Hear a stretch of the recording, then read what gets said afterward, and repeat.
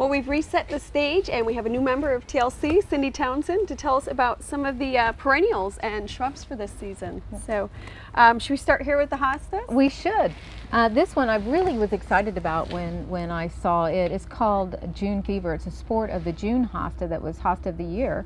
And it just has really, really vibrant gold to it. Yeah, beautiful foliage. One, it sets off these darker heucheras really well, and the darker Little Rascal Holly, which is a blue holly meant for the shade. So this is kind of a perfect combination, and I love this pot.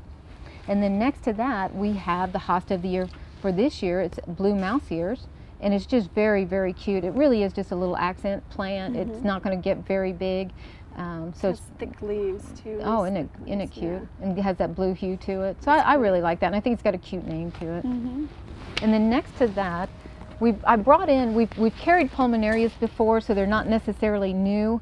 But what we're trying to do is bring in more heat-tolerant pulmonarias. Okay. And the pulmonaria genus really likes good drainage. So that was one of the things. You cannot put it in your tight clay soil. You really need to amend your bed for it and have a little bit of a raised situation so it'll drain well. Okay. And to grow them here at TLC, they don't really like even a peat moss mix to grow into. So what we've done is put a little bit of sand at the bottom of the pot to buffer it between the peat moss and the foliage to keep the foliage from turning brown. The cool thing about the pulmonarias is the speckling of the foliage is really nice, and it's kind of sandpaperish feeling. And the flowers on the pulmonarias are just gorgeous. They change from pink to blue. So you've got them on that speckled foliage. I mean, it's just a perfect plant if we could get the drainage correct. You have a nice collection of heucheras here. Yeah, and you know, I truly didn't realize that they could come up with more heucheras like they've done, and they've really impressed me. Now, the first one we're going to start with is Rave, and Rave is named so because it just blooms and blooms and blooms, and a mature plant can have as many as 50 flower spikes. Oh, wow. And what I love about this is you get the beauty of the flower, which is that dark pink into red color, which would be great for flower arrangements and stuff, and then you still have the beautiful burgundy color, reddish foliage. Silvers. And then this one, oh my gosh. Fun variety. Yeah, now we were all familiar with obsidian. Obsidian is that dark colored, almost black heuchera. And then look at the speckling of the new foliage. Isn't it just gorgeous? That is beautiful. It's like somebody took a paintbrush and just went like that to it. It's just beautiful.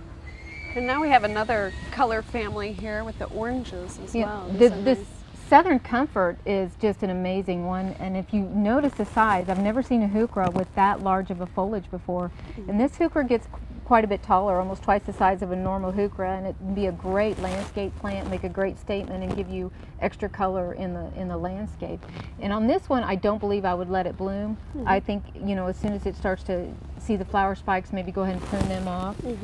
Some of the heucheras bloom really wonderful, like Rave, and then others just have white, insignificant flowers, so we really don't want to take away from the foliage with those. Okay. Marmalade is kind of a cluster of colors, from the golds to the yellows to the pinks to the burgundies. Just kind of a neat little plant. And then Georgia Peach is one that I just planted in my garden last night. So it's got a more vibrant color. I almost don't know how to describe it, but it's a more vibrant pinkish color or peachish color, but it also has a change. That's another nice thing about the heucheras, is they're ever changing their foliages. So this is the same plant, and look at the difference in foliage color within the same plant. Yeah. And then here's another one that in the catalog didn't look too great, but I thought, well, let's try it anyway. My sales rep really liked it. So I really, really have enjoyed it. It has a depth to it, unlike some of the others maybe, and it looks more leathery. And it's got that nice dark color to it. And Tiramisu is another one I was talked into buying. And it's got definite yellow to it with a little bit of red. Yeah, and you can see it gets very red. Yeah, and this one is ever changing also in the landscape. And then Alabama Sunrise is a Heucherella heuchera mix, and they call it Heucherella. Again, with the different textures and colors and leaf shape, actually. Leaf shape's a little bit different from the heucheras. Isn't that great? Then next to that, we've got another pot combination that we've put together, and it's actually got a mahogany heuchera in it with a jasmine, and this jasmine is called Salsa. And it's got a whole bunch of different colors, from red to orange to yellow to green. And you know, it's a jasmine, so it'll get the great smelling jasmine flowers. And this one I planted in my garden last fall, and it kept its foliage and stayed evergreen in the landscape and looks just beautiful. This is a really adorable shrub. Isn't it cute? Yes. This is a blue holly, and it's just a very, very slow grower with these little bitty round leaves. It's great for the shade garden or maybe some morning sun, afternoon shade.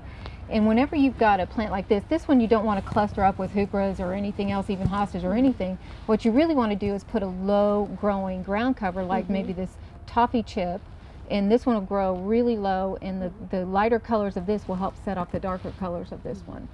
And that'd be a nice combination. Yeah, and this toffee chip actually is new also. It's a sport from the chocolate chip Ajuga, which lays very low and still gets those little purple flowers in the springtime. And then next to that, we've got another evergreen. This one is Helleborus. And the reason I brought this one today is it is a double bloom Helleborus instead of a single bloom. And this variety, Ballerina mix, is a mixture of colors from reds to blues to yellows. And this one is actually very spent. And I just left it on here because I wanted people to be able to see that it truly is a double blooming flower. A little bit different flower, yeah. And then of course you have the nice evergreen foliage. Leathery kind of. And you know the Helleborus truly is an ugly duckling. It doesn't sell real fast in the nursery trade because the foliage is so ugly kind of in the containers. But in the garden, but in the gardens, yeah, it makes a really nice almost bowl shape to it. It's really beautiful. And here we have a Corydalis, and Corydalis by the nature of the plant isn't absolutely heat tolerant, so maybe in a northern climate you could put this in full sun, but for our purposes we're going to say morning sun, afternoon shade. Okay. The flowering on this is yellow, which is a new color for the Corydalis. And this one should bloom 5 or 6 times during the summer for you, so it will bloom almost all summer. Let's give you a little nice yellow in the shade there. Yeah. Oh, and these are beautiful. This is Violas, and this one, I love the name of it, it's called Heartthrob, and it gets nice, big, heart-shaped leaves with red in the center. So it's another one that you would plant for foliar color in the morning shade, or morning sun, afternoon shade. And then the flowers on this are almost insignificant, but kind of cute.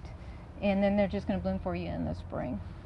So we're going to move out into some of our sun plants. Hot sun. Yeah, this is a full hot sun plant, the Achilles, common name Yarrow. What I really like about this series is they're bred for their flower power and their compactness, so they're not going to want to take over your whole bed.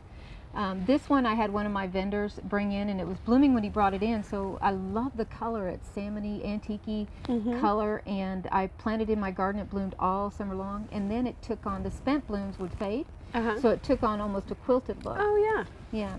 And then next to it we've got pomegranate, which would be darker red, and then next to that we've got pink grapefruit, which would be a lighter pink.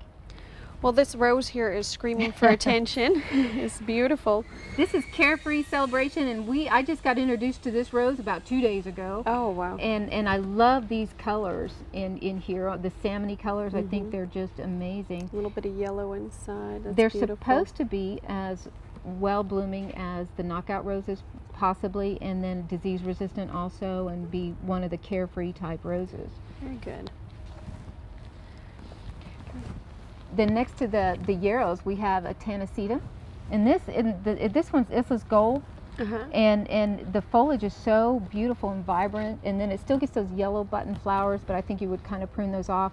This gives you a ferny look in the sun garden. It's very light and delicate, and it looks beautiful next to the dark foliage here. Yeah, and this is a Lychnis, and the thing I love about the Lychnis is the flowers. I mean, look at this beautiful orange color to it. This variety is called Vesuvius, and it has a little bit of burgundy in the stems, and then the bright orange flowers. It's the same genus as the Maltese cross, and it should bloom wonderfully throughout the summer. Okay. And then down here we're going to hit some Coreopsis. Now this first Coreopsis is Gold Nugget, and it's got a beautiful yellow color to it with a red center. So I'm kind of really waiting for this one to bloom, and I gave this one the whole pot to see what it would do. Yeah. And then up here we have Moonlight. And Moonlight is going to be a lighter yellow flower, and the flower is going to be nice and big, maybe 2 inches, 2.5 inches. And I combined it with a Caradonna salvia, which has been around for a while, but what I love about this salvia is it gets a little bit taller, has purple stems, and then purple flowers, and it really is a magnificent statement in the garden, and it reblooms for you. And you have one more Coreopsis. Yeah, another Coreopsis we have here. This one's Jetro Tall, and it's got tubular flowers, and it's one of the first ones to bloom. So it's an early bloomer for the Coreopsis, and I love that. And then down below it we have a Rudbeckia, and this one also has almost spidery looking tubular flowers.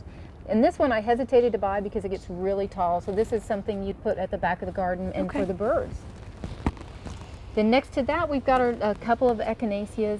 The echinaceas are always producing new flowers. This one is Pink Double Delight.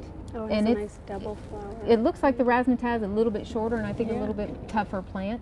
And then what you had your hand on before, this is part of the Big Sky series, and there's a whole bunch of different colors out of the Big Sky series, from darker wine colors to lighter, and even a bicolor one. And then next to that, Penstemon and Dark Towers. I got really, really excited. We're all familiar with Husker's Red, with the white flowers and the reddish foliage, and everybody was, actually it was a proven perennial in the 1990s, and this one's got pink flowers instead of white, which I think is going to be amazing. That'll be really pretty with the dark foliage. And you know what you could do with your Penstemon is offset it. This is a new juniper called Dry Ice. And the coloration of this is just a very powdery blue. And I've seen these come in to where you almost saw no green, and it was just an intense powder blue. And it only does 3 by 3, so it's not going to take over your whole bed and stay very low for you to accent the rest of your plants. So a real nice low growing ground cover, yeah. Well, thank you, Cindy, for showing us the perennials for this year. Well, thank you for letting me.